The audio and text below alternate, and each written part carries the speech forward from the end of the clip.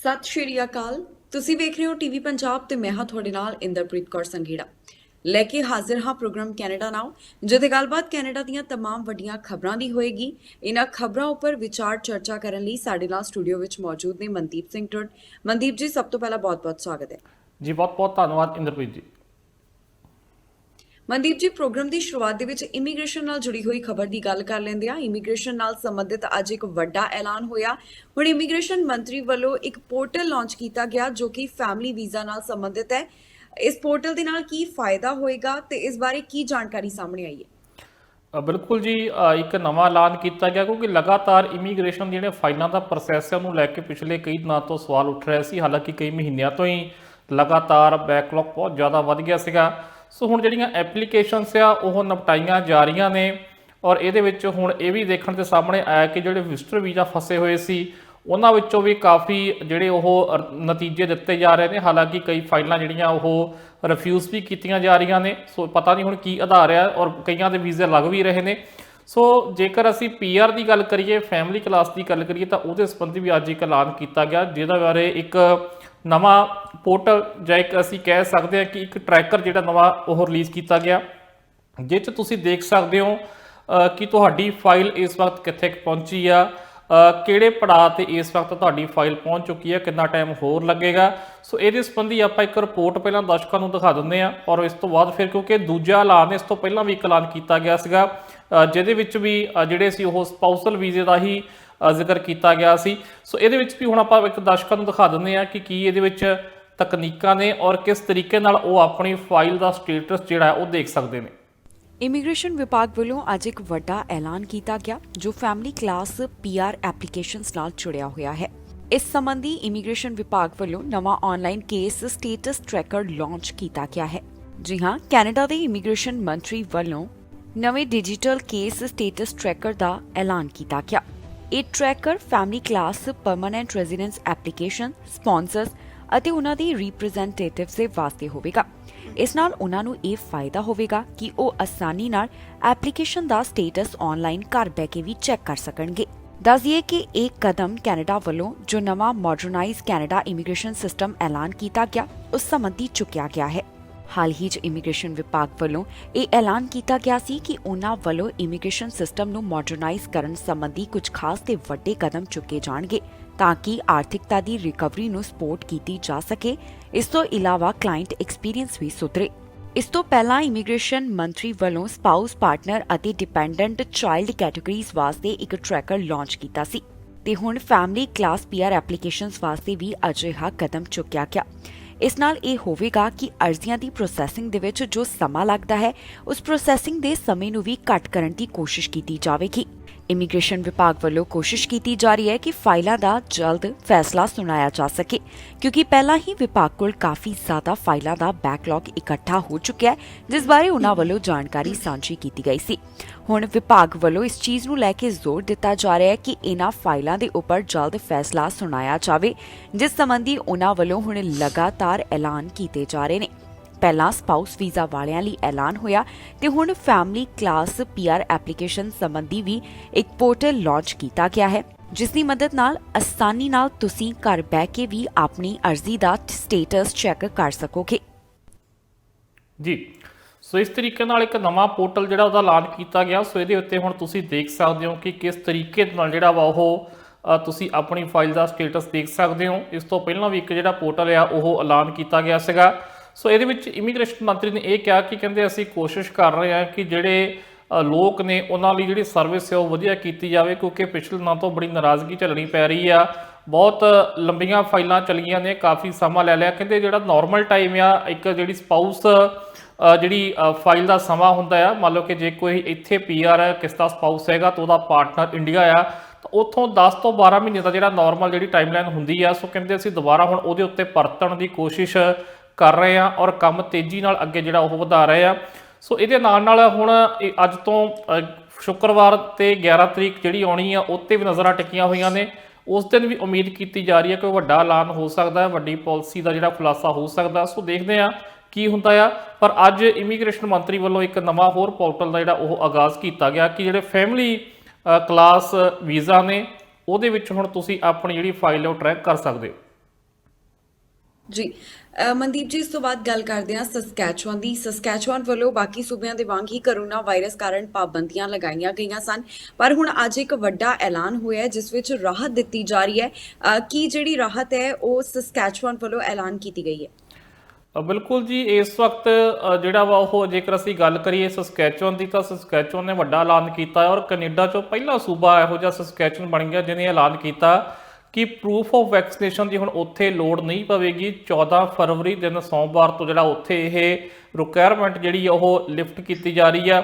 ਸੋ ਹੁਣ proof of vaccination ਜਿਹੜਾ ਵਾ ਉਹ, ਜਾਂ ਅੱਗੇ ਤੁਸੀਂ ਜਦੋਂ ਕਿਤੇ ਜਾਂਦੇ ਸੀਗੇ ਜਾਂ ਤਾਂ ਪ੍ਰੂਫ ਆਫ ਵੈਕਸੀਨੇਸ਼ਨ, ਨਹੀਂ ਤਾਂ ਫਿਰ ਨੈਗੇਟਿਵ ਜਿਹੜਾ ਟੈਸਟ ਤੁਹਾਨੂੰ ਦਿਖਾਉਣਾ ਪੈਂਦਾ ਸੀ, ਉਹ ਜਿਹੜੀ ਹੁਣ ਇਸ ਵਕਤ ਸ਼ਰਤ ਹੈਗੀ ਆ ਉਹ ਚੱਕ ਦਿੱਤੀ ਜਾਣ ਦਾ ਐਲਾਨ ਕੀਤਾ ਤੇ ਸੋਮਵਾਰ ਤੋਂ ਸਸਕੈਚੁਅਨ ਦੇ ਵਿੱਚ ਇਸ ਤਰੀਕੇ ਨਾਲ ਹੋ ਰਿਹਾ ਵਾ।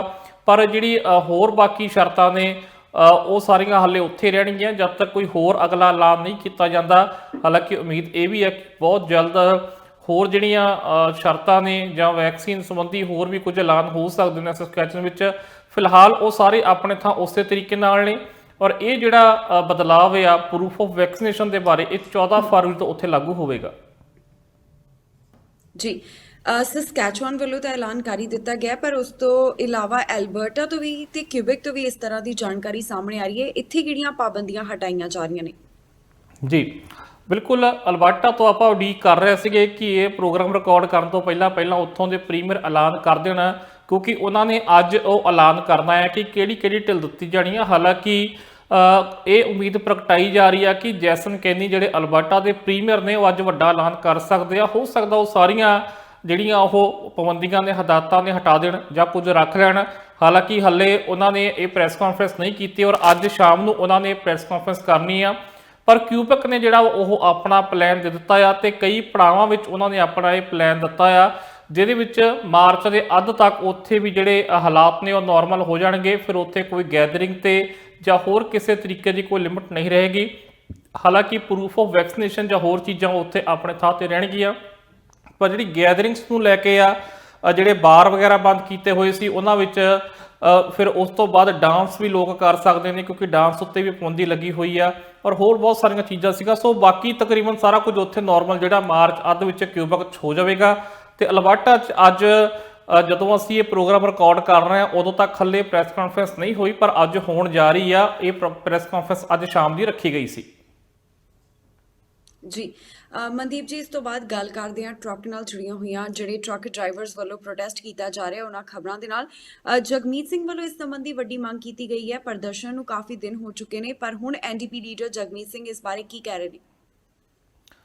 ਬਿਲਕੁਲ ਜੀ, ਜਗਮੀਤ ਸਿੰਘ ਵੱਲੋਂ ਜਿਹੜੀ ਉਹ ਲਗਾਤਾਰ ਇਸ ਮਾਮਲੇ ਉੱਤੇ ਉਹ ਸਟੈਂਡ ਲੈ ਰਹੇ ਨੇ। ਹਾਲਾਂਕਿ ਸਟੈਂਡ ਜਿਹੜਾ ਵਾ ਉਹਨਾਂ ਦਾ ਉਹੀ ਆ ਜੋ ਲਿਬਰਲ ਸਰਕਾਰ ਦਾ ਆ, ਪਰ ਇਹਦੇ ਵਿੱਚ ਉਹ ਲਿਬਰਲ ਸਰਕਾਰ ਨੂੰ ਘੇਰ ਰਹੇ ਨੇ ਲਗਾਤਾਰ, ਕਿਉਂਕਿ ਇੱਕ ਤਾਂ ਉਹ ਇਸ ਪ੍ਰੋਟੈਸਟ ਦੀ ਵਿਰੋਧਤਾ ਤਾਂ ਕਰ ਹੀ ਰਹੇ ਨੇ, ਪਰ ਨਾਲ ਦੀ ਨਾਲ ਉਹ ਜਸਟਿਨ ਟਰੂਡੋ ਨੂੰ ਵੀ ਕਹਿ ਰਿਹਾ ਕਿ ਉਹ ਕੋਈ ਐਕਸ਼ਨ ਲੈਣ, ਕੋਈ ਵੱਡਾ ਫੈਸਲਾ ਲੈਣ, ਉਹ ਦੱਸਣ ਵੀ ਕਿਸ ਤਰੀਕੇ ਨਾਲ ਉਹ ਜਿਹੜਾ ਕ੍ਰਾਈਸਿਸ ਹੈ ਇਹਨੂੰ ਕਿਸ ਤਰੀਕੇ ਨਾਲ ਨਿਪਟਣਗੇ। ਇਹਦੇ ਨਾਲ ਜਗਮੀਤ ਸਿੰਘ ਇਹ ਵੀ ਮੁੱਦਾ ਉਠਾ ਰਿਹਾ ਕਿ ਇਸ ਮਾਮਲੇ ਵਿੱਚ ਵਿਦੇਸ਼ੀ ਦਖਲ ਅੰਦਾਜ਼ੀ ਹੋ ਰਹੀ ਆ, ਜਿਹਦੇ ਵਿੱਚ ਉਹਨਾਂ ਦਾ ਕਹਿਣਾ ਹੈ ਕਿ ਅਮਰੀਕਾ ਤੋਂ ਜਿਹੜੇ ਟਰੰਪ ਸਪੋਰਟਰ ਆ ਉਹ ਬੈਕ ਕਰ ਰਹੇ ਨੇ ਔਰ ਉਧਰੋਂ ਕਹਿੰਦੇ ਪੈਸਾ ਵੀ ਆ ਰਿਹਾ, ਵਿੱਤੀ ਸਹਾਇਤਾ ਵੀ ਆ ਰਹੀ ਆ। ਸੋ ਇਸ ਤਰੀਕੇ ਨਾਲ ਜਗਮੀਤ ਸਿੰਘ ਜਿਹੜੇ ਉਹ ਲੰਬੇ ਹੱਥੀ ਟਰੂਡੋ ਸਰਕਾਰ ਨੂੰ ਲੈ ਰਹੇ ਨੇ ਔਰ ਕਹਿ ਰਹੇ ਨੇ ਕਿ ਇਹ ਲੀਡਰਸ਼ਿਪ ਦਿਖਾਉਣ ਦਾ ਸਮਾਂ ਆ, ਜਦਕਿ ਇਸ ਵਕਤ ਇਹ ਸੰਕਟ ਆ। ਕਹਿੰਦੇ ਵੀ ਆਟਵਾ ਜਿਹੜੀ ਕੈਪੀਟਲ ਆ ਸਾਡੀ, ਉਹਨੂੰ ਸੀਜ਼ ਕੀਤਾ ਹੋਇਆ ਇੱਕ ਤਰੀਕੇ ਨਾਲ। ਔਰ ਇਹਦੇ ਨਾਲ ਜਿਹੜੇ ਉੱਥੇ ਲੋਕ ਨੇ ਜਾਂ ਹੋਰ ਵੀ ਕਹਿੰਦੇ ਕੈਨੇਡਾ ਦੇ ਵਿੱਚ ਜਿਹੜੇ ਸਪੋਰਟਰ ਨੇ ਉਹ ਕਈ ਲੋਕਾਂ ਨੂੰ ਜਿਹੜੇ ਉਹ ਥ੍ਰੈਟ ਕਰ ਰਹੇ ਨੇ ਜਾਂ ਹੋਰ ਬਹੁਤ ਸਾਰੇ ਦੋਸ਼ ਉਹਨਾਂ ਲਾਏ ਨੇ। ਸੋ ਇਸ ਤਰੀਕੇ ਨਾਲ ਜਗਮੀਤ ਸਿੰਘ ਜਿਹੜੇ ਕਹਿੰਦੇ ਆ ਕਿ ਇਸ ਮਸਲੇ ਉੱਤੇ ਟਰੂਡੋ ਸਰਕਾਰ ਨੂੰ ਜਲਦ ਕੋਈ ਵੱਡਾ ਐਕਸ਼ਨ ਲੈਣਾ ਚਾਹੀਦਾ ਹੈ। ਜੀ ਮਨਦੀਪ ਜੀ, ਉਸ ਤੋਂ ਬਾਅਦ ਇਹ ਵੀ ਖਬਰ ਸਾਹਮਣੇ ਆ ਰਹੀ ਹੈ ਕਿ ਬਾਰਡਰ ਜਿਹੜਾ ਹੈ ਉਸ ਨੂੰ ਵੀ ਬੰਦ ਕੀਤਾ ਗਿਆ। ਉੱਥੇ ਆਵਾਜਾਈ ਜਿਹੜੀ ਹੈ ਉਸ ਸੰਬੰਧੀ ਪੁਲਿਸ ਵੱਲੋਂ ਵੀ ਟਵੀਟ ਕੀਤਾ ਜਾ ਰਿਹਾ ਹੈ। ਜਿਹੜੇ ਲੋਕ ਨੇ ਇੱਧਰ ਆਉਣ ਵਾਲੇ ਉਹਨਾਂ ਨੂੰ ਕਿਹਾ ਜਾ ਰਿਹਾ ਹੈ ਕਿ ਇੱਧਰ ਵਾਲੇ ਰਸਤੇ ਆਉਣ ਤੋਂ ਪਰਹੇਜ਼ ਕੀਤਾ ਜਾਵੇ। ਹੁਣ ਇਸ ਬਾਰੇ ਕੀ ਅਪਡੇਟ ਸਾਹਮਣੇ ਆ ਰਹੀ ਹੈ? ਬਿਲਕੁਲ ਜੀ, ਪਹਿਲਾਂ ਤਾਂ ਕਈ ਦਿਨਾਂ ਤੱਕ, ਕਿਉਂਕਿ ਅੱਜ ਲਗਭਗ 12 ਦਿਨ ਹੋ ਚੱਲੇ ਨੇ ਆਟਵਾ ਵਿੱਚ ਪ੍ਰੋਟੈਸਟ ਚੱਲਦੇ ਨੂੰ, ਤੇ ਇਸੇ ਤਰੀਕੇ ਨਾਲ ਹੀ ਉਸ ਤੋਂ ਅਗਲੇ ਦਿਨ ਹੀ ਜਿਹੜਾ ਬਾਰਡਰ ਦਾ ਜਿਹੜਾ ਅਲਬਰਟਾ ਦਾ ਬਾਰਡਰ ਸੀ ਜਿਹੜਾ ਉਹ ਜਾਮ ਕਰ ਦਿੱਤਾ ਗਿਆ ਸੀਗਾ। ਹਾਲਾਂਕਿ ਵਿੱਚੋਂ ਜੇ ਇੱਕ ਲਾਈਨ ਖੋਲ ਦਿੱਤੀ ਗਈ ਸੀ, ਫਿਰ ਖਬਰ ਆਈ ਕਿ ਇੱਕ ਵਾਰੀ ਫਿਰ ਬੰਦ ਹੋ ਗਿਆ, ਪਰ ਹੁਣ ਆਰਸੀਐਮਪੀ ਵੱਲੋਂ ਫਿਰ 4 ਘੰਟੇ ਪਹਿਲਾਂ ਟਵੀਟ ਕੀਤਾ ਗਿਆ ਕਿ ਜਿਹੜੇ ਕਮਰਸ਼ੀਅਲ ਤੇ ਪੈਸੰਜਰ ਵਹੀਕਲ ਆ ਉਹ ਅਮਰੀਕਾ ਤੋਂ ਇਧਰਲੇ ਪਾਸੇ ਆ ਸਕਦੇ ਨੇ। ਸ਼ਾਇਦ ਦੁਬਾਰਾ ਪੁਲਿਸ ਨੇ ਰਸਤਾ ਖੁਲਵਾ ਦਿੱਤਾ ਹੋਵੇਗਾ, ਪਰ ਉੱਥੇ ਪ੍ਰਦਰਸ਼ਨਕਾਰੀ ਜਿਹੜੇ ਕੁਝ ਹੱਲੇ ਵੀ ਡਟੇ ਹੋਏ ਨੇ ਔਰ ਆਰਸੀਐਮਪੀ ਵੱਲੋਂ ਲਗਾਤਾਰ ਕੋਸ਼ਿਸ਼ ਕੀਤੀ ਜਾ ਰਹੀ ਹੈ ਕਿ ਉੱਥੋਂ ਉਹਨਾਂ ਨੂੰ ਕਿਸੇ ਨਾ ਕਿਸੇ ਤਰੀਕੇ ਮਨਾ ਕੇ ਨੈਗੋਸ਼ੀਏਸ਼ਨ ਕਰਕੇ ਜਾਂ ਕਿਸੇ ਵੀ ਹੋਰ ਤਰੀਕੇ ਨਾਲ ਜੋ ਵੀ ਕਾਨੂੰਨੀ ਤਰੀਕੇ ਨੇ ਉਹ ਵਰਤ ਕੇ ਹਟਾਇਆ ਜਾਵੇ।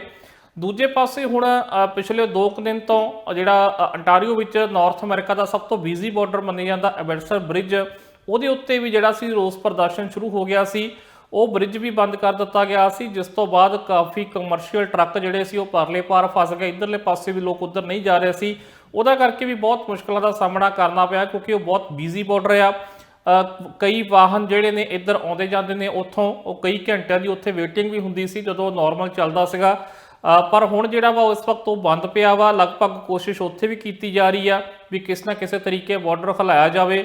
ਕੁਝ ਟਰੱਕਰ ਜਿਹੜੇ ਆ ਫਿਰ ਹੋਰ ਰਸਤੇ ਬਦਲ ਕੇ ਆ ਰਹੇ ਨੇ ਔਰ ਇਹਦੇ ਨਾਲ ਜੇਕਰ ਅਸੀਂ ਗੱਲ ਕਰੀਏ ਤਾਂ ਹੋਰ ਵੀ ਉੱਥੇ ਪਰੇਸ਼ਾਨੀਆਂ ਦਾ ਸਾਹਮਣਾ ਕਰਨਾ ਪੈ ਰਿਹਾ। ਲੰਬੀਆਂ ਲਾਈਨਾਂ ਲੱਗੀਆਂ ਹੋਈਆਂ ਨੇ। ਸੋ ਇਸ ਤਰੀਕੇ ਨਾਲ ਇਸ ਗੱਲਾਂ ਨੂੰ ਲੈ ਕੇ ਇਹ ਜਿਹੜੇ ਪ੍ਰਦਰਸ਼ਨ ਕਰਨ ਵਾਲੇ ਆ ਲੋਕ, ਇਹਨਾਂ ਦਾ ਵਿਰੋਧ ਵੀ ਕਰ ਰਹੇ ਆ। ਵੱਖ-ਵੱਖ ਸਰਵੇ ਵੀ ਹੋ ਰਹੇ ਨੇ। ਸੋ ਇਸ ਤਰੀਕੇ ਨਾਲ ਬਾਰਡਰ ਉੱਤੇ ਵੀ ਪ੍ਰਦਰਸ਼ਨ ਕਰਕੇ ਆਪਦਾ ਪ੍ਰਭਾਵ ਵਧਾਉਣ ਦੀ ਕੋਸ਼ਿਸ਼ ਕੀਤੀ ਜਾ ਰਹੀ ਹੈ। ਜੀ ਮਨਦੀਪ ਜੀ, ਉਸ ਤੋਂ ਬਾਅਦ ਪ੍ਰਧਾਨ ਮੰਤਰੀ ਜਸਟਿਨ ਟਰੂਡੋ ਇੱਕ ਵਾਰ ਫਿਰ ਤੋਂ ਇਸ ਪ੍ਰੋਟੈਸਟ ਦੇ ਬਾਰੇ ਬੋਲੇ ਨੇ। ਉਹਨਾਂ ਵੱਲੋਂ ਆਪਣੇ ਵਿਚਾਰ ਰੱਖੇ ਗਏ। ਹਾਊਸ ਆਫ ਕਾਮਨਸ ਵਿੱਚ ਐਮਰਜੈਂਸੀ ਡਿਬੇਟ ਸੱਦੀ ਗਈ ਸੀ। ਪ੍ਰਧਾਨ ਮੰਤਰੀ ਜਸਟਿਨ ਟਰੂਡੋ ਵੱਲੋਂ ਹੁਣ ਕੀ ਕਿਹਾ ਗਿਆ? ਪ੍ਰਧਾਨ ਮੰਤਰੀ ਸਾਹਿਬ ਵੱਲੋਂ ਇਹ ਲਗਾਤਾਰ ਕਿਹਾ ਜਾ ਰਿਹਾ ਕਿ ਉਹ ਜਿਹੜੇ ਆ ਇਸ ਪ੍ਰਦਰਸ਼ਨ ਨੂੰ ਖਤਮ ਕਰਨ, ਪ੍ਰਦਰਸ਼ਨਕਾਰੀ ਨੂੰ ਲਗਾਤਾਰ ਅਪੀਲ ਕੀਤੀ ਜਾ ਰਹੀ ਆ। ਔਰ ਕੱਲ ਕਿਉਂਕਿ ਲਗਾਤਾਰ ਉਹਨੂੰ ਘੇਰਿਆ ਜਾ ਰਿਹਾ ਸੀ, ਪਾਰਲੀਮੈਂਟ ਵਿੱਚ ਉਹ ਬੋਲੇ ਨੇ। ਉਹ ਕਹਿੰਦੇ ਵੀ ਇਹ ਸਿਰਫ ਟਰੱਕਰਸ ਨੂੰ ਨਹੀਂ ਬਲਕਿ ਸਾਰੇ ਕੈਨੇਡੀਅਨਸ ਜਿਹੜੇ ਆ ਉਹਨਾਂ ਨੂੰ ਕਹਿੰਦੇ ਆ ਵੀ ਇਸ ਬਿਮਾਰੀ ਨੇ ਬਹੁਤ ਪਰੇਸ਼ਾਨ ਕੀਤਾ ਹੋਇਆ। ਸਾਰੇ ਬਹੁਤ ਇਸ ਤੋਂ ਜਿਹੜੇ ਉਹ ਦੁਖੀ ਹੋਏ ਨੇ। 2 ਸਾਲਾਂ ਤੋਂ ਕਹਿੰਦੇ ਅੱਕੇ ਥੱਕੇ ਪਏ ਨੇ ਲੋਕ। ਪਰ ਕਹਿੰਦੇ ਵੀ ਕੋਈ ਵਿਰੋਧ ਪ੍ਰਦਰਸ਼ਨ ਇਹ ਤਰੀਕਾ ਨਹੀਂਗਾ ਕਿ ਅਸੀਂ ਇਸ ਮਹਾਮਾਰੀ ਤੋਂ ਬਾਹਰ ਨਿਕਲੀਏ। ਉਹ ਕਹਿੰਦੇ ਵੀ ਸਾਨੂੰ ਸਾਇੰਸ ਨੂੰ ਫੋਲੋ ਕਰਨਾ ਪਊਗਾ, ਉਸ ਤੋਂ ਬਾਅਦ ਹੀ ਜਿਹੜਾ ਅਸੀਂ ਕੁਝ ਕਰ ਸਕਦੇ ਹਾਂ। ਸੋ ਇਸ ਤਰੀਕੇ ਨਾਲ ਜਿਹੜਾ ਵਾ ਜਸਟਿਨ ਟਰੂਡੋ ਨੇ ਇਹ ਪ੍ਰਦਰਸ਼ਨ ਖਤਮ ਕਰਨ ਦੀ ਮੰਗ ਕੀਤੀ ਆ। ਜੀ, ਤੇ ਉਸ ਤੋਂ ਬਾਅਦ ਮਨਦੀਪ ਜੀ, ਗੋ ਫੰਡਮੀ ਦੇ ਵਿੱਚ ਜੋ ਫੰਡ ਇਕੱਠਾ ਹੋਇਆ ਸੀ, ਉਸ ਤੋਂ ਬਾਅਦ ਗੋ ਫੰਡਮੀ ਵੱਲੋਂ ਇਹ ਹਾਲ ਹੀ ਵਿੱਚ ਕਿਹਾ ਗਿਆ ਕਿ ਉਹ ਫੰਡ ਦੇ ਉੱਪਰ ਰੋਕ ਲਗਾ ਰਹੇ ਨੇ। ਕਾਰਨ ਵੀ ਇਸ ਦਾ ਉਹਨਾਂ ਵੱਲੋਂ ਦੱਸਿਆ ਗਿਆ। ਪਰ ਹੁਣ ਇਹ ਵੀ ਜਾਣਕਾਰੀ ਸਾਹਮਣੇ ਆ ਰਹੀ ਹੈ ਕਿ ਕਿਸੇ ਹੋਰ ਪਲੇਟਫਾਰਮ ਦੇ ਉੱਪਰ ਫੰਡ ਇਕੱਠਾ ਕੀਤਾ ਜਾ ਰਿਹਾ ਤੇ ਮਿਲੀਅਨ ਜਿਹੜੇ ਨੇ ਇਕੱਠੇ ਕਰ ਲਏ ਗਏ ਨੇ। ਬਿਲਕੁਲ ਜਗਮੀਤ ਸਿੰਘ ਬਿਲਕੁਲ ਇਸੇ ਵੱਲ ਹੀ ਇਸ਼ਾਰਾ ਕਰ ਰਹੇ ਨੇ ਕਿਉਂਕਿ ਪਹਿਲਾਂ ਗੋ ਫੰਡਮੀ ਉੱਤੇ ਜਿਹੜਾ ਉਹ ਫੰਡ ਇਕੱਠਾ ਕੀਤਾ ਜਾ ਰਿਹਾ ਸੀ। ਉਹ ਜਿਹੜਾ ਫੰਡ ਰੇਜ਼ਰ ਸੀ ਉਹ 14 ਜਨਵਰੀ ਨੂੰ ਸ਼ੁਰੂ ਕੀਤਾ ਸੀਗਾ, ਇਹ ਜਿਹੜੀ ਰੈਲੀ ਸ਼ੁਰੂ ਹੋਣ ਤੋਂ ਪਹਿਲਾਂ। ਔਰ ਜਨਵਰੀ ਦੇ ਅਖੀਰ ਤੱਕ ਆਉਂਦਿਆਂ ਉਹ ਜਿਹੜਾ ਸੀ 10 ਮਿਲੀਅਨ ਜਿਹੜਾ ਉਹ ਫੰਡ ਇਕੱਠਾ ਹੋ ਗਿਆ ਸੀਗਾ। ਉਸ ਤੋਂ ਬਾਅਦ ਉਹਦੇ ਵਿੱਚੋਂ 1 ਮਿਲੀਅਨ ਜਿਹੜਾ ਸੀ ਉਹ ਰਿਲੀਜ਼ ਕਰ ਦਿੱਤਾ ਗਿਆ ਸੀ ਜਿਹੜੇ ਆਰਗੇਨਾਈਜ਼ਰ ਸੀਗੇ ਇਸ ਰੈਲੀ ਦੇ। ਪਰ ਉਸ ਤੋਂ ਬਾਅਦ ਬਾਕੀ ਜਿਹੜਾ ਫੰਡ ਸੀ ਉਹ ਅੰਡਰ ਰਿਵਿਊ ਪਾਤਾ ਔਰ ਉਸ ਤੋਂ ਬਾਅਦ ਫਿਰ ਗੋ ਫੰਡ ਵੀ ਵੱਲੋਂ ਇਹ ਐਲਾਨ ਕੀਤਾ ਗਿਆ ਕਿ ਜਿਹੜੀਆਂ ਉਹਨਾਂ ਦੀਆਂ ਪਾਲਿਸੀ ਆ, ਜਿਹੜੀਆਂ ਉਹਨਾਂ ਦੀਆਂ ਸ਼ਰਤਾਂ ਨੇ, ਉਹਨਾਂ ਦੇ ਖਿਲਾਫ ਇੱਥੇ ਸਾਰਾ ਕੁਝ ਹੋ ਰਿਹਾ। ਕਹਿੰਦੇ ਵੀ ਪ੍ਰੂਫ ਜਿਹੜੇ ਪ੍ਰੋਵਾਈਡ ਕਰਵਾਏ ਗਏ ਨੇ ਪੁਲਿਸ ਵੱਲੋਂ ਕਿ ਵਾਇਲੈਂਸ ਹੋਈ ਆ ਔਰ ਹੋਰ ਵੀ ਕੁਝ ਇਦਾਂ ਦਾ ਹੋ ਰਿਹਾ, ਜਿਹਦੇ ਕਰਕੇ ਉਹ ਇਹ ਬਾਕੀ ਦਾ ਫੰਡ ਰਿਲੀਜ਼ ਨਹੀਂ ਕਰਨਗੇ। ਔਰ ਫਿਰ ਉਹਨਾਂ ਨੇ ਜਿਹੜੇ ਦਾਨ ਕਰਨ ਵਾਲੇ ਲੋਕ ਸੀ ਉਹਨਾਂ ਨੂੰ ਇੱਕ ਟਾਈਮਲਾਈਨ ਦੇ ਦਿੱਤੀ ਕਿ ਇਸ ਤੋਂ ਪਹਿਲਾਂ ਆਪਣਾ ਉਹ ਫੰਡ ਅਪਲਾਈ ਕਰ ਸਕਦੇ ਆ, ਨਹੀਂ ਤਾਂ ਫਿਰ ਇਹ ਫੰਡ ਅਸੀਂ ਕਿਸੇ ਹੋਰ ਆਰਗੇਨਾਈਜ਼ਰ ਨੂੰ ਦੇ ਦਾਂਗੇ ਜੋ ਕਿ ਸਾਡੀਆਂ ਵਿਸ਼ਵਾਸ ਪਾਤਰ ਨੇ, ਜੋ ਕਿ ਸਮਾਜਿਕ ਕੰਮ ਕਰ ਰਹੀਆਂ ਨੇ। ਉਹ ਜਦੋਂ 9 ਮਿਲੀਅਨ ਜਿਹੜਾ ਸੀ ਉਹ ਸੀਜ਼ ਹੋ ਗਿਆ, ਉਸ ਤੋਂ ਬਾਅਦ ਹੁਣ ਜਿਹੜਾ ਇੱਕ ਹੋਰ ਪਲੇਟਫਾਰਮ ਚੁਣਿਆ ਗਿਆ, ਉਹ ਸ਼ਾਇਦ ਗੋ ਸੈਂਡ ਵੀ ਕੁਛ ਐ ਕਰਕੇ ਉਹਦਾ ਨਾਮ ਆ। ਉਹਦੇ ਉੱਤੇ ਹੁਣ ਜਿਹੜੇ ਲਗਾਤਾਰ ਪੈਸੇ ਇਕੱਠੇ ਕੀਤੇ ਜਾ ਰਹੇ ਨੇ ਔਰ ਹੈਰਾਨੀ ਦੀ ਗੱਲ ਇਹ ਆ ਕਿ ਉਹਦੇ ਉੱਤੇ ਵੀ 6 ਮਿਲੀਅਨ ਤੋਂ ਵੱਧ ਡਾਲਰ ਜਿਹੜੇ ਉਹ ਦਿਨਾਂ 'ਚ ਇਕੱਠੇ ਹੋ ਗਏ ਨੇ। ਸੋ ਲਗਾਤਾਰ ਜਿਹੜਾ ਵਾ ਹਜ਼ਾਰਾਂ ਦੀ ਗਿਣਤੀ ਵਿੱਚ ਉੱਥੇ ਵੀ 1 ਲੱਖ ਤੋਂ ਵੱਧ ਲੋਕ ਜਿਹੜਾ ਉਹ ਫੰਡ ਦਿੱਤਾ ਸੀ ਔਰ ਉਹਦੇ ਵਿੱਚ ਕਈਆਂ ਨੇ 25,000, ਕਈਆਂ ਨੇ 22,000, ਪਰ ਉਹ ਸਾਰੇ ਬੇਨਾਮ ਸੀ, ਕਿਸੇ ਨੇ ਆਪਣਾ ਨਾਮ ਅੱਗੇ ਨਹੀਂ ਰੱਖਿਆ ਸੀਗਾ। ਸੋ ਇੱਥੇ ਵੀ ਹੁਣ ਕਿਸ ਤਰੀਕੇ ਨਾਲ ਕੀ ਪਾਲਿਸੀ ਆ ਇਸ ਕੰਪਨੀ ਦੀ ਜਿਹਦੇ ਪਲੇਟਫਾਰਮ ਤੇ ਫੰਡ ਇਕੱਠਾ ਕੀਤਾ ਜਾ ਰਿਹਾ, ਹੁਣ ਸਰਕਾਰ ਵੱਲੋਂ ਇਹ ਪਤਾ ਲਗਾਉਣ ਦੀ ਕੋਸ਼ਿਸ਼ ਕੀਤੀ ਜਾ ਰਹੀ ਹੈ ਔਰ ਇਹਦੇ ਉੱਤੇ ਵੀ ਹੋ ਸਕਦਾ ਕਿ ਦਬਾਅ ਕੋਈ ਪਾਇਆ ਜਾ ਸਕੇ। ਹਾਲਾਂਕਿ ਹਾਲੇ ਤੱਕ ਇਸ ਤਰੀਕੇ ਦਾ ਕੁਝ ਨਹੀਂ ਲੱਗ ਰਿਹਾ। ਸੋ ਦੇਖਦੇ ਹਾਂ ਕਿ ਹੁਣ ਇਹ ਫੰਡ ਇਹਨਾਂ ਟਰੱਕਰਸ ਨੂੰ ਮਿਲਦਾ ਆ ਜਾਂ ਨਹੀਂ ਮਿਲਦਾ। ਜੀ ਮਨਦੀਪ ਜੀ, ਕਾਫੀ ਦਿਨ ਹੋ ਗਏ ਨੇ ਇਹ ਜਿਹੜਾ ਪ੍ਰੋਟੈਸਟ ਹੈ ਉਹ ਟਰੱਕਰਸ ਵੱਲੋਂ ਕੀਤਾ ਜਾ ਰਿਹਾ ਹੈ। 12ਵਾਂ ਦਿਨ ਜਿਹੜਾ ਹੈ ਅੱਜ ਪ੍ਰੋਟੈਸਟ ਦਾ ਹੋ ਚੁੱਕਿਆ ਹੈ ਤੇ ਹੁਣ ਇਸ ਵਿੱਚ ਕਾਫੀ ਤਰ੍ਹਾਂ ਦੀਆਂ ਘਟਨਾਵਾਂ ਵੀ ਨਿਕਲ ਕੇ ਸਾਹਮਣੇ ਆਈਆਂ ਸੀ। ਪਰ ਔਟਵਾ ਦੇ ਵਿੱਚ ਜਿਹੜੇ ਲੋਕ ਨੇ ਇੱਥੋਂ ਦੇ ਵਸਨੀਕ, ਉਹਨਾਂ ਵੱਲੋਂ ਵੀ ਕਾਫੀ ਗੱਲਾਂ ਦਾ ਜ਼ਿਕਰ ਕੀਤਾ ਜਾ ਰਿਹਾ ਹੈ। ਕਾਫੀ ਜਿਹੜੇ ਮਾਮਲੇ ਨੇ ਉਸ ਦਾ ਜ਼ਿਕਰ ਕਰਦੇ ਦਿਖਾਈ ਦੇ ਰਹੇ ਨੇ। ਉਹ ਮਜਬੂਰ ਹੋ ਗਏ ਨੇ, ਉਹਨਾਂ ਵਿੱਚੋਂ ਕਈ ਜਿਹੜੇ ਆਪਣੇ ਘਰ ਨੂੰ ਛੱਡ ਕੇ ਸੁਰੱਖਿਅਤ ਥਾਂ ਦੇ ਉੱਪਰ ਜਾ ਰਹੇ ਨੇ। ਕੀ ਕਹਿ ਰਹੇ ਨੇ ਇੱਥੋਂ ਦੇ ਵਸਨੀਕ ਤੇ ਕਿਹੜੀ ਗੱਲ ਉਹਨਾਂ ਵੱਲੋਂ ਕਹੀ ਜਾ ਰਹੀ ਹੈ? ਬਿਲਕੁਲ ਜੀ, ਕਿਉਂਕਿ ਆਟਵਾ ਦੇ ਵਿੱਚ ਅਸੀਂ ਜੇਕਰ ਡਾਊਨਟਾਊਨ 'ਚ ਦੇਖੀਏ, ਆਪਾਂ ਪਹਿਲਾਂ ਵੀ ਇਸ ਪ੍ਰੋਗਰਾਮ ਨੂੰ ਜ਼ਿਕਰ ਕੀਤਾ ਸੀ ਕਿ ਉੱਥੇ ਬਹੁਤ ਵੱਡੀ ਗਿਣਤੀ 'ਚ ਲੋਕ ਰਹਿੰਦੇ ਨੇ। ਉੱਥੇ ਵੱਡੇ ਕੌਂਡੋਸ ਨੇ, ਅਪਾਰਟਮੈਂਟ ਨੇ, ਵੱਡੇ ਟਾਵਰ ਨੇ ਔਰ ਰਾਜਧਾਨੀ ਆ ਕੈਨੇਡਾ ਦੀ। ਸੋ ਇਸ ਕਰਕੇ ਉੱਥੇ ਜਿਸ ਤਰੀਕੇ ਨਾਲ ਪ੍ਰਦਰਸ਼ਨ ਚੱਲ ਰਿਹਾ ਔਰ ਲਗਾਤਾਰ ਹੌਰਨ ਮਾਰੇ ਜਾ ਰਹੇ ਸੀਗੇ, ਫਿਰ ਉੱਥੇ ਜਿਸ ਤਰੀਕੇ ਦੇ ਲੋਕ ਇਕੱਠੇ ਹੋਏ ਨੇ ਉਹਨਾਂ ਉੱਤੇ ਵੀ ਸਵਾਲ ਸੀ। ਕੁਝ ਫਲੈਗ ਉੱਥੇ ਇੱਦਾਂ ਦੇ ਸੀ ਨਫ਼ਰਤ ਵਾਲੇ, ਨਸਲੀ ਹਮਲਿਆਂ ਵਾਲੇ, ਉਸ ਤਰੀਕੇ ਦੀ ਨਸਲੀ ਨਫ਼ਰਤ ਵਾਲੇ ਫਲੈਗ ਸੀਗੇ। ਸੋ ਉੱਥੇ ਕੁਝ ਲੋਕਾਂ ਨੇ ਇਹ ਵੀ ਸ਼ਿਕਾਇਤ ਕੀਤੀ ਹੈ ਕਿ ਜੇਕਰ ਉੱਥੋਂ ਮਾਸਕ ਪਾ ਕੇ ਲੰਘਦੇ ਸੀ ਤਾਂ ਉਹਨਾਂ ਨੂੰ ਜਿਹੜਾ ਨਿਸ਼ਾਨਾ ਬਣਾਇਆ ਜਾਂਦਾ ਸੀ, ਜਾਂ ਕੁਝ ਜਿਹੜੇ ਰੰਗਦਾਰ ਲੋਕ ਨੇ ਉਹਨਾਂ ਨੇ ਕਿਹਾ ਕਿ ਸਾਨੂੰ ਨਸਲੀ ਟਿੱਪਣੀਆਂ ਦਾ ਸਾਹਮਣਾ ਕਰਨਾ ਪਿਆ। ਸੋ ਬਹੁਤ ਤਰੀਕੇ ਦੀਆਂ ਜਿਹੜੀਆਂ ਖਬਰਾਂ ਨੇ ਉਹ ਮੇਨ ਸਟ੍ਰੀਮ ਮੀਡੀਆ ਵਿੱਚ ਆ ਰਹੀਆਂ ਨੇ ਕਿ ਇੱਦਾਂ ਦੇ ਦਾਅਵੇ ਲੋਕ ਕਰ ਰਹੇ ਨੇ। ਔਰ ਸਭ ਤੋਂ ਵੱਡੀ ਗੱਲ ਇਹ ਸੀ ਕਿ ਜਿਹੜੇ ਲਗਾਤਾਰ ਹੌਰਨ ਵੱਜ ਰਹੇ ਸੀ, ਹਾਲਾਂਕਿ ਹੁਣ ਕੋਰਟ ਨੇ ਰੋਕ ਲਾ ਦਿੱਤੀ ਹੈ 10 ਦਿਨ ਦੀ, ਕਿਉਂਕਿ ਲਗਾਤਾਰ ਹੌਰਨ ਵਜਾਉਣ ਤੇ ਰੋਕ ਲਾ ਦਿੱਤੀ। ਕੱਲ ਜਿਹੜਾ ਫੈਸਲਾ ਆਇਆ ਸੀ, ਪਰ ਫਿਰ ਵੀ ਲੋਕ ਕਾਫੀ ਸਹਿਮੇ ਹੋਏ ਨੇ, ਡਰੇ ਹੋਏ ਨੇ। ਉੱਥੇ ਡਾਊਨਟਾਊਨ ਦੇ ਵਿੱਚ ਕਾਫੀ ਪਰੇਸ਼ਾਨ ਨੇ ਔਰ ਇਸ ਕਰਕੇ ਪਤਾ ਲੱਗਾ ਕਿ ਉਹ ਲੋਕ ਬਾਹਰਲੀਆਂ ਥਾਵਾਂ ਤੇ ਕਿਤੇ ਨਿਕਲ ਰਹੇ ਨੇ ਕਿ ਜਿੰਨੇ ਦਿਨ ਤੱਕ ਇਹ ਜਿਹੜਾ ਰੋਸ ਪ੍ਰਦਰਸ਼ਨ ਆ ਉਹ ਖਤਮ ਨਹੀਂ ਹੁੰਦਾ। ਹਾਲਾਂਕਿ ਇਹਨਾਂ ਦਾ ਜਿਹੜਾ ਗਿਲਾ ਆ ਉਹ ਉੱਥੇ ਸਥਾਨਕ ਪ੍ਰਸ਼ਾਸਨ ਨਾਲ ਵੀ ਆ, ਸਰਕਾਰ ਨਾਲ ਵੀ ਆ ਕਿ ਸਾਡੀ ਕੋਈ ਸੁਣਵਾਈ ਨਹੀਂ, ਸਾਨੂੰ ਫੜਿਆ ਨਹੀਂ, ਸਾਡਾ ਹੱਥ ਨਹੀਂ ਫੜਿਆ ਸਰਕਾਰ ਨੇ। ਪਰ ਇਹਦੇ ਓਪੋਜ਼ਿਟ ਉੱਥੇ ਰੋਸ ਪ੍ਰਦਰਸ਼ਨ ਕਰਨ ਦਾ ਪਲਾਨ ਵੀ ਜਿਹੜਾ ਉਹ ਬਣਾ ਲਿਆ ਗਿਆ ਸੀ, ਜਿਹਦੀ ਇਜਾਜ਼ਤ ਨਹੀਂ ਦਿੱਤੀ ਗਈ ਤਾਂ ਕਿ ਕਿਤੇ ਟਕਰਾਅ ਨਾ ਹੋ ਜਾਵੇ। ਸੋ ਹੁਣ ਆਟਵਾ ਦੇ ਲੋਕ ਇਹ ਸੁਣਨ 'ਚ ਆਇਆ ਕਿ ਉੱਥੋਂ ਡਾਊਨਟਾਊਨ ਛੱਡ ਕੇ ਬਾਹਰ ਨਿਕਲ ਰਹੇ ਨੇ। ਸੋ ਪਤਾ ਨਹੀਂ ਹੁਣ ਉਹ ਪੱਕੇ ਤੌਰ ਤੇ ਜਾ ਰਹੇ ਨੇ ਜਾਂ ਕੁਝ ਦਿਨਾਂ ਬਾਅਦ ਵਾਪਸ ਆ ਜਾਣਗੇ, ਕੁਝ ਦਿਨ ਦਾ ਪ੍ਰਬੰਧ ਕਰਕੇ ਜਾ ਰਹੇ ਨੇ। ਪਰ ਇੰਨਾ ਜ਼ਰੂਰ ਹੈ ਕਿ ਉੱਥੇ ਉਹਨਾਂ ਨੂੰ ਕਾਫੀ ਮੁਸ਼ਕਲਾਂ ਦਾ ਸਾਹਮਣਾ ਇਸ ਰੈਲੀ ਦੇ ਕਰਕੇ ਕਰਨਾ ਪੈ ਰਿਹਾ। ਜੀ ਮਨਦੀਪ ਜੀ, ਇਸ ਤੋਂ ਬਾਅਦ ਸਿਆਸਤ ਦੇ ਨਾਲ ਜੁੜੀ ਹੋਈ ਖਬਰ ਸਾਹਮਣੇ ਆਈ ਹੈ। ਲਿਬਰਲ ਐਮਪੀ ਜਿਹੜੇ ਨੇ ਉਹ ਪ੍ਰਧਾਨ ਮੰਤਰੀ ਜਸਟਿਨ ਟਰੂਡੋ ਦੇ ਬਾਰੇ ਉਹਨਾਂ ਦੇ ਮਾਫ ਕਰਨਾ ਖਿਲਾਫ ਬੋਲਦੇ ਹੋਏ ਦਿਖਾਈ ਦਿੱਤੇ ਨੇ। ਕਾਫੀ ਜ਼ਿਆਦਾ ਸੋਸ਼ਲ ਮੀਡੀਆ ਦੇ ਉੱਪਰ ਵੀ ਇਹ ਮਾਮਲਾ ਚਰਚਾ ਦਾ ਵਿਸ਼ਾ ਬਣਿਆ ਹੋਇਆ ਹੈ, ਜਿੱਥੇ ਲਿਬਰਲ ਮੈਂਬਰ ਪਾਰਲੀਮੈਂਟ ਵੱਲੋਂ ਕਾਫੀ ਗੱਲਾਂ ਦਾ ਜ਼ਿਕਰ ਕੀਤਾ ਜਾ ਰਿਹਾ ਹੈ। ਕੀ ਕਿਹਾ ਜਾ ਰਿਹਾ ਉਹਨਾਂ ਵੱਲੋਂ ਪ੍ਰਧਾਨ ਮੰਤਰੀ ਬਾਰੇ? ਬਿਲਕੁਲ ਜੀ, ਕਿਉਂਕਿ ਇਹ ਜਿਹੜੇ ਐਮਪੀ ਨੇ ਇਹ ਕਿਊਬਕ ਤੋਂ ਆਉਂਦੇ ਨੇ। ਕਿਊਬਕ ਦੇ ਜਿਹੜਾ ਕੌਕਸ ਆ ਲਿਬਰਲ ਦਾ, ਜਿੰਨੀਆਂ ਸੀਟਾਂ ਉੱਥੋਂ ਜਿੰਨੇ ਐਮਪੀ ਜਿੱਤੇ ਸੀ ਉਹਨਾਂ ਦੇ ਲੀਡਰ ਸੀਗੇ ਕਿਊਬਕ ਦੇ। ਔਰ ਇਹਨਾਂ ਵੱਲੋਂ ਜਿਹੜਾ ਸੀ ਉਹ ਅੱਜ ਪਹਿਲਾਂ ਮੀਡੀਆ ਸੱਦਿਆ ਗਿਆ, ਪ੍ਰੈਸ ਕਾਨਫਰੰਸ ਕੀਤੀ ਗਈ। ਫਿਰ ਉਹਨਾਂ ਨੇ ਦੱਸਿਆ, ਕਹਿੰਦੇ ਵੀ ਕੈਨੇਡਾ ਦੇ ਵਿੱਚ ਵੰਡੀਆਂ ਪੈ ਰਹੀਆਂ ਨੇ, ਲੋਕ ਜਿਹੜੇ ਉਹ ਦੋ ਪਾਸੇ ਖੜੇ ਨੇ। ਇੱਕ ਪਾਸੇ ਜਿਹੜੇ ਵੈਕਸੀਨ ਦੇ ਜਿਹੜੇ ਮੈਂਡੇਟਸ ਆ ਇਹਦੇ ਵਿਰੋਧ ਵਾਲੇ, ਇੱਕ ਪਾਸੇ ਹੱਕ ਵਾਲੇ। ਉਹ ਕਹਿੰਦੇ ਵੀ ਸਰਕਾਰ ਕੁਝ ਨਹੀਂ ਕਰ ਰਹੀ, ਪ੍ਰਧਾਨ ਮੰਤਰੀ ਕੁਝ ਨਹੀਂ ਕਰ ਰਹੇ। ਸੋ ਇਸ ਕਰਕੇ ਉਹ ਜਿਹੜਾ ਵਾ ਆਪਣਾ ਅਸਤੀਫਾ ਦੇ ਰਹੇ ਨੇ। ਔਰ ਇੱਕ ਤਰੀਕੇ ਨਾਲ ਅਸੀਂ ਕਹਿ ਸਕਦੇ ਹਾਂ ਕਿ ਉਹਨਾਂ ਨੇ ਬਗਾਵਤ ਜਿਹੜੀ ਉਹ ਕੀਤੀ ਆ।